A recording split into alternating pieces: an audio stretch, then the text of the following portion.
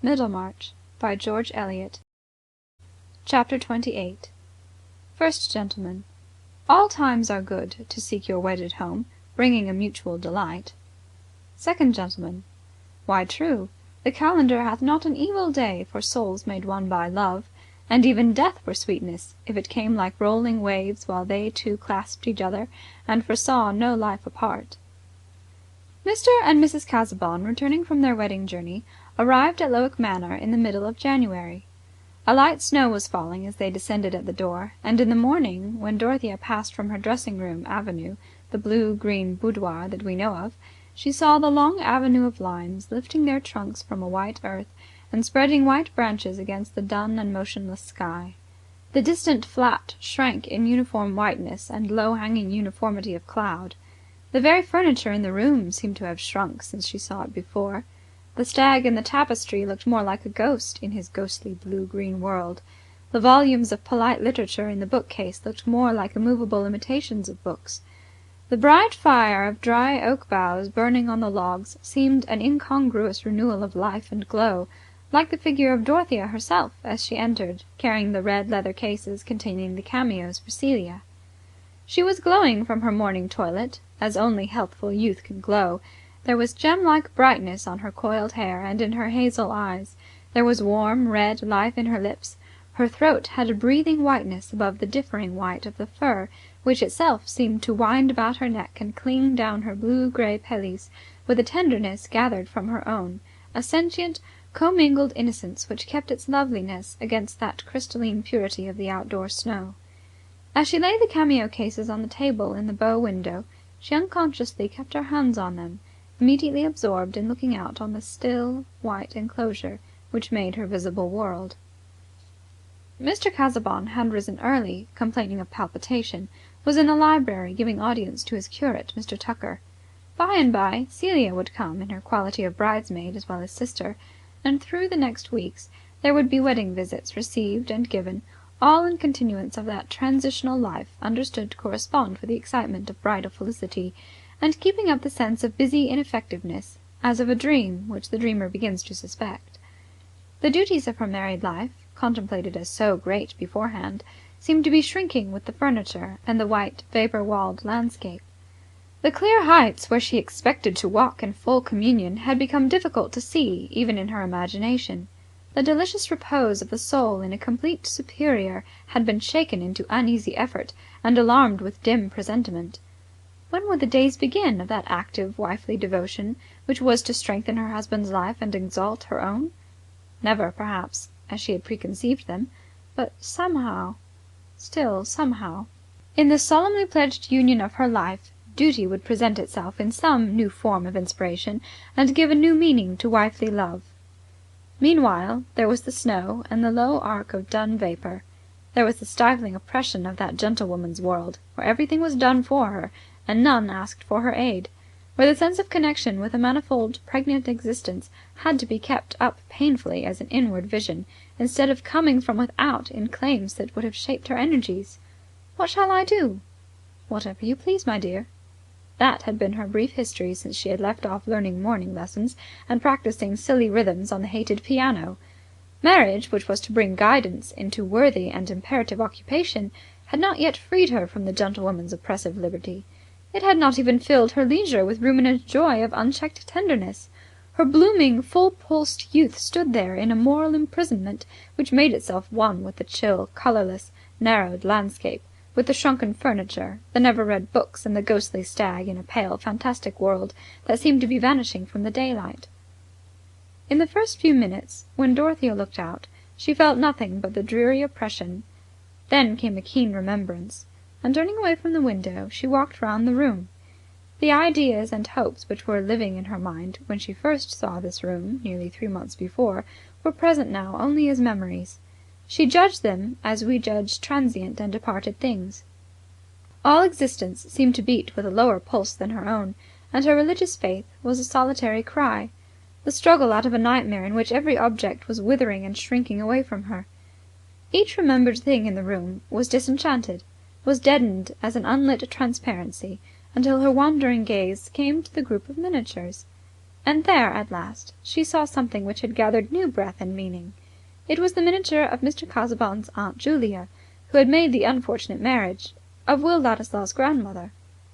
Dorothea could fancy that it was alive now. The delicate woman's face, which yet had a headstrong look, a peculiarity difficult to interpret. Was it only her friends who thought her marriage unfortunate, or did she herself find it out to be a mistake, and taste the salt bitterness of her tears in the merciful silence of the night? What breadths of experience Dorothea seemed to have passed over since she first looked at this miniature!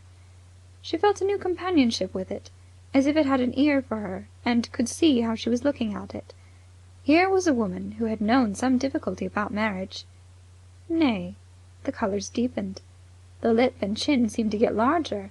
The hair and eyes seemed to be sending out light. The face was masculine, and beamed on her with that full gaze which tells her on whom it falls that she is too interesting for the slightest movement of her eyelid to pass unnoticed and uninterpreted. The vivid presentation came like a pleasant glow to Dorothea. She felt herself smiling, and turning from the miniature, sat down and looked up as if she were again talking to a figure in front of her. But the smile disappeared as she went on meditating, and at last she said aloud, "Oh, it was cruel to speak so! How sad! How dreadful!" She rose quickly and went out of the room, hurrying along the corridor with the irresistible pulse to go and see her husband and inquire if she could do anything for him. Perhaps Mr. Tucker was gone, and Mr. Casaubon was alone in the library. She felt as if all her morning's gloom would vanish if she could see her husband glad because of her presence. But when she reached the head of the dark oak stairs, there was Celia coming up, and below there was Mr. Brooke, changing welcomes and congratulations with Mr. Casaubon. "Dodo," said Celia in her quiet staccato, and then kissed her sister, whose arms encircled her, and said no more. I think they both cried a little, in a furtive manner, while Dorothea ran downstairs to greet her uncle. "I need not ask how you are, my dear," said Mr. Brooke after kissing her forehead. "Rome has agreed with you, I see. Happiness, frescoes, the antique, that sort of thing. Well, it's very pleasant to see you back again, and you understand all about art now, eh? But Casaubon is a little pale, I tell him. A little pale, you know. Studying hard in his holidays is carrying it rather too far. I overdid it at one time." Mr. Brooke still held Dorothea's hands, but had turned his face to Mr. Casaubon.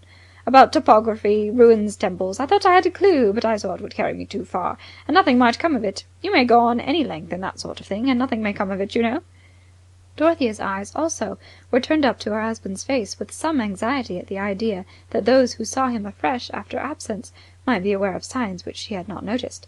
"Nothing to alarm you, my dear," said Mr. Brooke, observing her expression. "A little English beef and mutton will soon make a difference. It was all very well to look pale sitting for the portrait of Aquinas, you know. We got your letter just in time. But Aquinas, now, he was a little too subtle, wasn't he? Doesn't anybody read Aquinas?" "He is not indeed an author adapted to superficial minds," said Mr. Casaubon, meeting these timely questions with dignified patience. "You would like coffee in your room, uncle?" said Dorothea, coming to the rescue. "Yes, and you must go to Celia. She has great news to tell you, you know. I leave it all to her." The blue-green boudoir looked much more cheerful when Celia was seated there, in a pelisse exactly like her sister's, surveying the cameos with a placid satisfaction, while the conversation passed on to other topics. "Do you think it nice to go to Rome on a wedding journey?" said Celia, with her ready, delicate blush, which Dorothea was used to on the smallest occasions. "It would not suit all. Not you, dear, for example," said Dorothea quietly. No one would ever know what she thought of a wedding journey in Rome. "Mrs. Cadwallader says it is nonsense, people going on a long journey when they are married. She says they get tired to death of each other and can't quarrel comfortably as they would at home. And Lady Chetham says she went to Bath." Celia's colour changed again and again, seemed to come and go with tidings from the heart, as if a running messenger had been. It must mean more than Celia's blushing usually did. "Celia, has something happened?" said Dorothea, in a tone full of sisterly feeling. "Have you really any great news to tell me?" "It was because you went away, Dodo. There was nobody but me for Sir James to talk to," said Celia, with a certain roguishness in her eyes. "I understand. It is as I used to hope and believe," said Dorothea, taking her sister's face between her hands and looking at her half anxiously. Celia's marriage seemed more serious than it used to. "It was only 3 days ago," said Celia, "and Lady Chetham is very kind." "And are you happy?" "Yes. We are not going to be married yet, because everything is to be got ready, and I don't want to be married so very soon, because I think it is nice to be engaged, and we shall be married all our lives after." "I do believe you could not marry better, Kitty. Sir James is a good, honourable man," said Dorothea warmly. "He has gone on with the cottages, Dodo. He will tell you about them when he comes. Shall you be glad to see him?" "Of course I shall. How can you ask me?" "I was only afraid you would be getting so learned," said Celia, regarding Mr. Casaubon's learning as a kind of damp which might, in due time, saturate a neighbouring body.